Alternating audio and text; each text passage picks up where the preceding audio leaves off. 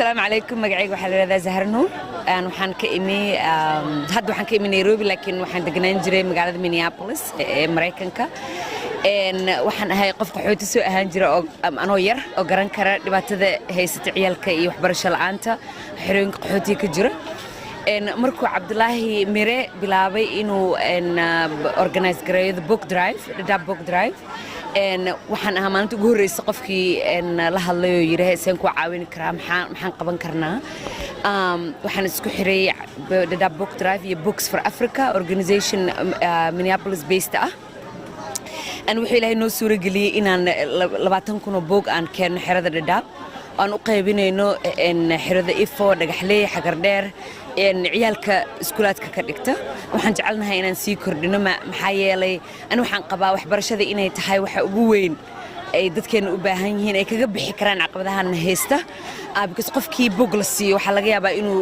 maalin wax barto oo dadkiisana anfaco asagana is anfaco waxaan ku noolnahay wadan globalized oo waxbarashadii hadda aad inta ka bilowday aad ku dhameysan karto meel kale marka waxaan aad aan u danaynayaa in ciyalka waliba primary schoolka dhigta ay helaan wax walba bugaaga ay u baahan yihiin tan waa bilow waxaan rajaynaynaa in aan sii kobcino hadduu ilaahay yiraahdo aan Cabdullaahi iyo organizationkiisa aan la sii shaqeeyo dadkii aad maanta na soo dhaweeyeen aad bay ugu mahadsan yihiin UNHCR iyo qolooyinka kale ee madaxda ahaa maanta aan la kulannay marka aad aan ugu faraxsanahay inaan halkan nimi waxaan rajaynaynaa in hawsha sii socoto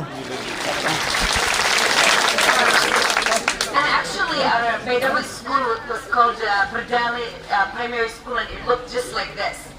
We had some of the best teachers in that school, and it really prepared me for all the work that I needed to do.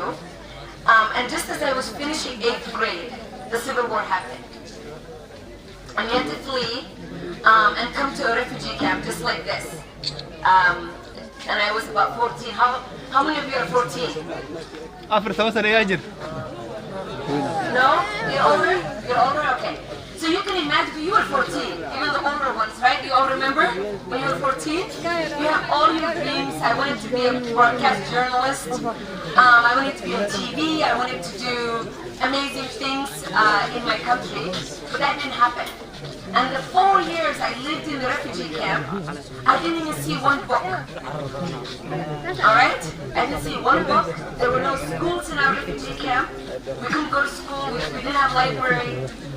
So when I heard, this is many, many years ago, I'm now a professional. I'm a mother. I have 3 children.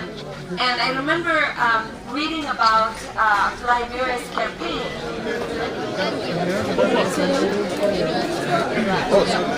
Oh, we met before. Yeah, we met.